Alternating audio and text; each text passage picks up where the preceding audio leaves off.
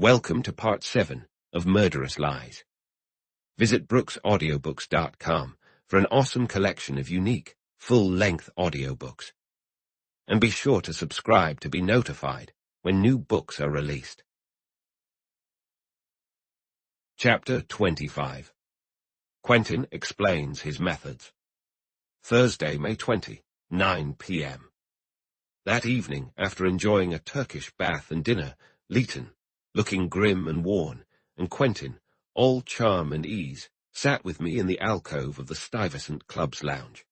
We had been smoking in silence for more than half an hour when Quentin, as if voicing his thoughts, remarked, "It's the stubborn, unimaginative types like Forrest who act as the barrier between criminals and society. How unfortunate." "We have no Napoleons these days," Leighton replied. "And if we did, they likely wouldn't be detectives." "Even if they had a calling for that profession," Quentin added, "they'd probably be turned away due to their physical attributes.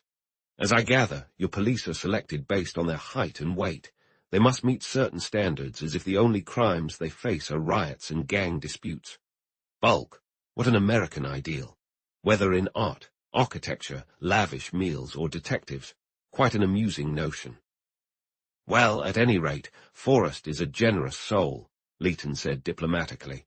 "He's completely forgiven you for everything." Quentin smiled. The praise and publicity he received in the afternoon papers would uplift anyone. He should even forgive the Major for hitting him. That was a clever strike, based on rotary leverage. Forrest must have a strong constitution, otherwise he wouldn't have bounced back so quickly. And poor Phelps, he'll have a fear of knees for the rest of his life. "You certainly predicted the Major's response," Leighton noted. "I'm almost ready to concede there's something to your psychological theories after all. Your keen insights seem to have led you in the right direction." After a moment of thought, he turned and looked curiously at Quentin. "Can you explain why, from the very beginning, you were certain of the Major's guilt?" Quentin relaxed in his chair. "Let's consider for a moment the key elements of the crime. Just before the shot rang out, Clark and the murderer must have been engaged in conversation or an argument, one seated, the other standing. Then Clark feigned reading. He had said everything that needed to be said. His reading was his sign of finality. No one reads while speaking to another unless there's a purpose behind it.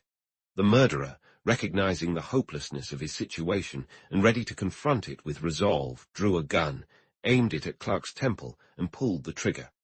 After that, he turned off the lights and walked away. These are the facts, both implied and actual." He took a few puffs from his cigarette. "Now, let's break it down. As I've pointed out, the murderer didn't shoot at the body, where the odds of hitting would have been much higher, but the likelihood of causing death would have been lower. Instead, he opted for the more difficult and risky, yet simultaneously more certain and effective, method. His technique, so to speak, was bold, straightforward, and fearless. Only someone with iron nerves and an acute gambler's instinct would carry it out in such a straightforward and audacious manner. Thus, anyone nervous, hot-headed, impulsive, or timid was immediately ruled out as a suspect. The neat, efficient nature of the crime and the lack of any physical evidence that could lead back to the culprit clearly indicated this was a premeditated act, meticulously planned by someone with immense self-assurance who was accustomed to taking risks. There was nothing subtle or imaginative about the crime. Every aspect pointed to a straightforward, determined mind, a mind that was resolute, daring, and used to dealing with facts and situations in a direct, clear-cut manner. I say, Leighton, you're savvy enough to grasp the indicators, aren't you?" "I think I'm starting to understand your point," the other replied, a bit uncertain. "Very well, then," Quentin continued. "Now that we've determined the psychological essence of the act, it only remains to identify someone with a mindset and temperament such that, if they were to undertake this task under these circumstances, they would inevitably do it exactly as it was done." I had known the Major for quite some time, so the moment I assessed the scene that morning, it was clear to me that he was responsible. The crime reflected his character and mindset perfectly. Even if I hadn't been personally acquainted with him, my deep understanding of the killer's personality would have allowed me to identify him among a crowd of suspects. What if someone else like the Major committed the crime? Leighton asked. We all have our differences, no matter how similar two people may seem, Quentin explained. While it's theoretically possible that another man with the Major's temperament could have done it, we have to consider the probability. Even if there were two men in New Cornwall with nearly identical personalities and instincts, what are the chances they would both have a motive to kill Clark? That said, when Brady entered the picture, and I found out he was a gambler and a thrill-seeker, I decided to look into his background. Not knowing him, I asked Colonel Driscoll for more information, and what I learned immediately ruled Brady out. But he had guts. He was a risk-taker, and he certainly had a lot to lose, Leighton argued. There's a significant difference between a risk-taker and a calm, calculated gambler like the Major, a psychological chasm, really. Their motivations are entirely opposite. A risk-taker is driven by fear, hope, and desire. The cool-headed gambler operates on strategy, belief, and judgment. One is emotional, while the other is rational. Unlike Brady, the Major is a natural gambler, brimming with confidence. However, this kind of confidence isn't recklessness, even though they might seem similar at a glance. It stems from an instinctive belief in one's own infallibility and security. It's the opposite of what the Freudians term the inferiority complex. It's a type of egomania, a form of delusions of grandeur. The Major had this trait, but it was absent in Brady, and since the crime clearly indicated its presence in the perpetrator, I knew Brady was innocent. I'm starting to understand it, in a vague sort of way, Leighton said after a moment. But there were other signs, psychological and otherwise, Quentin continued. The way the body was dressed, the toupee and the teeth found upstairs, the obvious familiarity the murderer had with the home's layout, the fact that he had been let in by Clark himself, and his knowledge that Clark would be home alone at that time, all of it pointed to the Major as the guilty party. Another detail. The height of the murderer matched the Major's height. However, that piece of evidence was less important. Even if my measurements hadn't matched the Major's, I would have known that the bullet had been deflected, regardless of what all the Captain Hagedorns in the world might say. Why were you so sure that a woman couldn't have committed the crime? First, it wasn't a woman's crime. No woman would have committed it in the same way. Even the most rational women tend to be emotional about something as fundamental as taking a life. That a woman could have meticulously planned such a murder, then carried it out with such cold efficiency, aiming a single shot at her victim's temple from just 5 or 6 feet away, would contradict everything we know about human nature. Additionally, women don't typically stand to argue a point against a seated opponent. They seem to feel more secure when sitting down. They articulate better that way, while men are more effective when standing. Even if a woman were to stand before Clark, she wouldn't be able to pull out a gun and aim it without him noticing. A man reaching into his pocket is a natural gesture, but a woman has no pockets and no place to conceal a gun except in a handbag. A man always thinks twice when an angry woman opens her handbag in front of him. It's the very unpredictability of women that makes men wary of their actions when they're riled up. But more than anything else, it was Clark's bald head and his bedroom slippers that made the idea of a woman being involved seem impossible. You mentioned a moment ago, Leighton said, that the murderer went there that night ready to take drastic measures if needed. Yet you also say he planned the murder. That's right. Those two statements aren't at odds, you see. The murder was definitely premeditated, but the Major was willing to give his brother one last chance to save himself. Here's my theory. The Major was in a tight spot financially, with the threat of state prison hanging over him, and knowing his brother had enough money in the safe to bail him out, he plotted the crime and went to the house that night intending to go through with it. Before making his move, though, he likely told his brother about his predicament and asked for the cash. Julian probably told him to go to hell. The Major might have even begged a bit to avoid the murder, but when his literary brother turned to his book, the Major saw that pleading was useless and went ahead with his grim plan. Leighton smoked his pipe for a while. Even if I grant everything you've said, he finally replied. "I still don't see how you could know, as you claimed this morning, that the Major had intentionally planned the murder to cast suspicion on Captain Carter.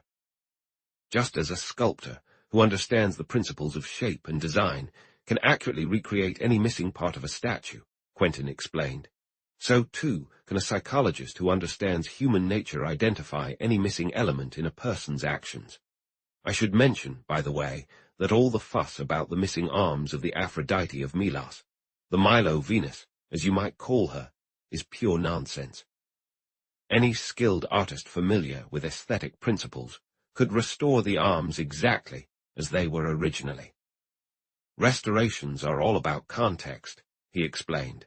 "The missing piece just needs to fit and blend in with what we already understand." He made one of his rare gestures for emphasis. Now, the issue of avoiding suspicion is crucial in any carefully planned crime. Since the general view of this particular crime was clear, certain, and definite, it follows that each element would also need to be clear, certain, and definite. So, for the Major to simply make arrangements to avoid being suspected would have been too vague a concept to align with the other psychological aspects of the act. It would have been too ambiguous and indirect. The kind of literal mind that conceived this crime would logically have created a specific and concrete point of suspicion.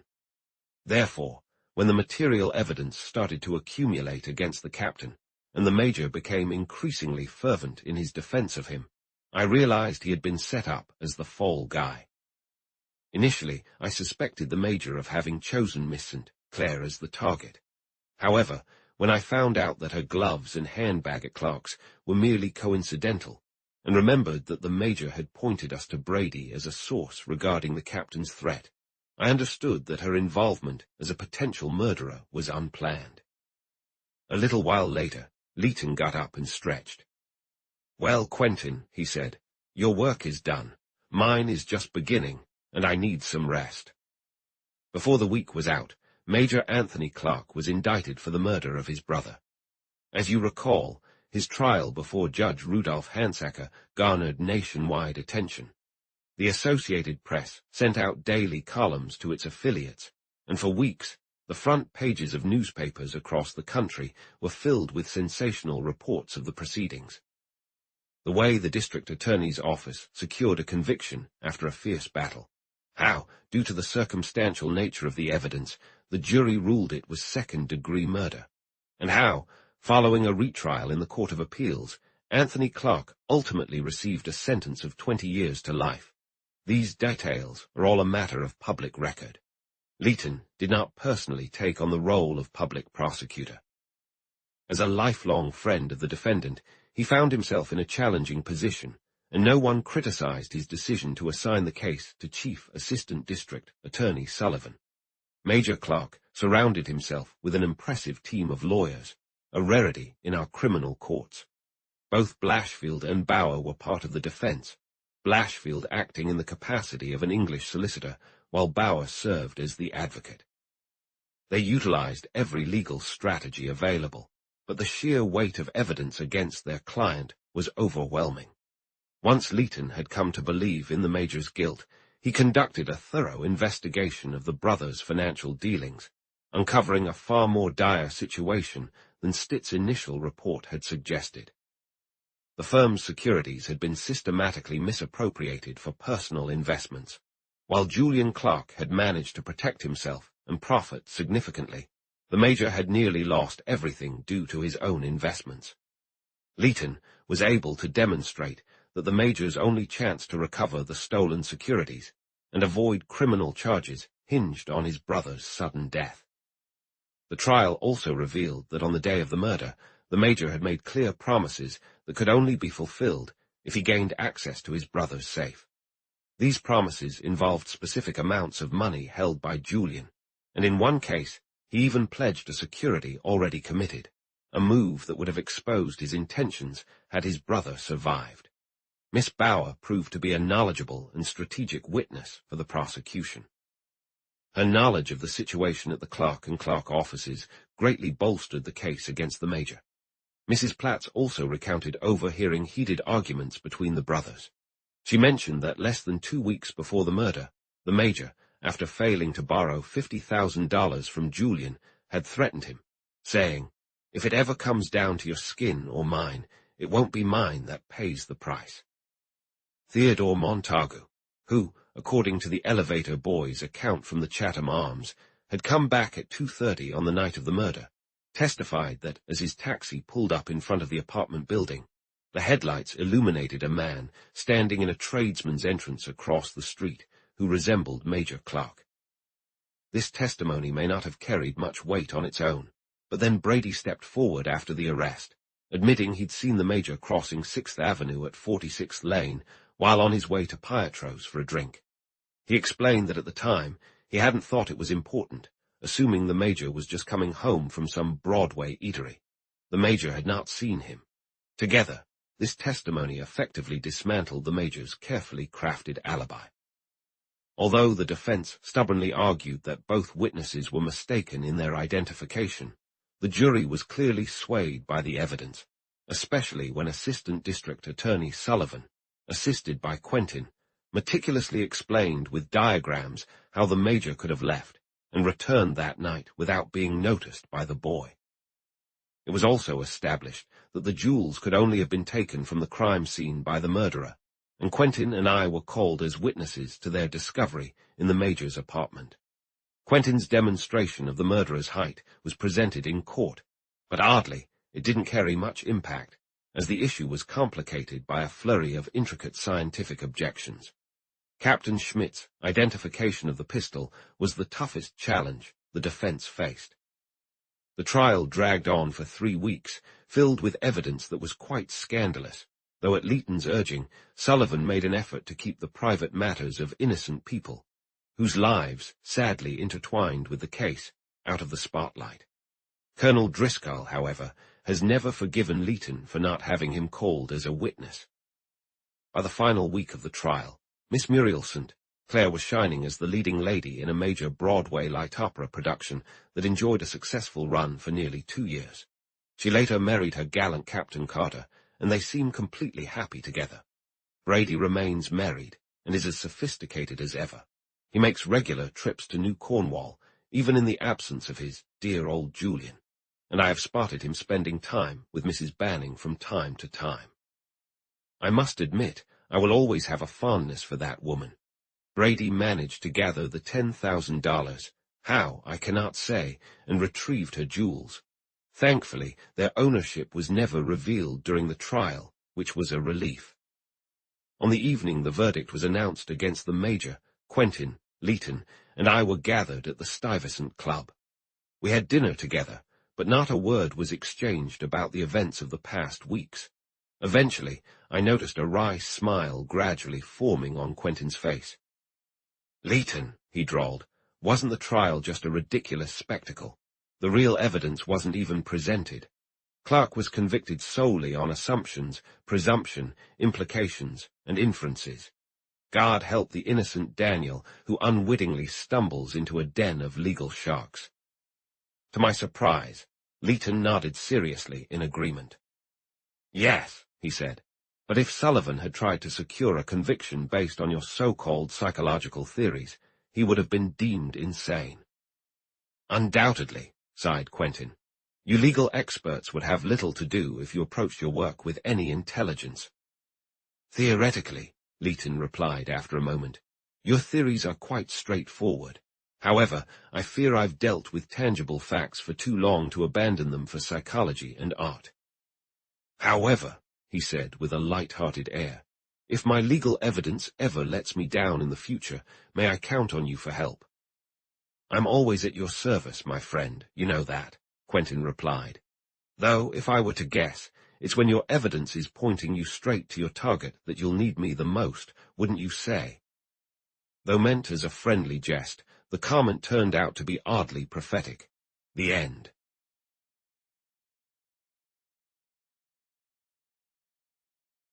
The End. This concludes Murderous Lies by Merle Chadwick, narrated by Mitchell Larson. Published by BrooksAudiobooks.com. All rights reserved. No portion of this audiobook may be reproduced in any form without written permission of the publisher. Visit brooksaudiobooks.com for an awesome collection of unique, full-length audiobooks, and be sure to subscribe to be notified when new books are released.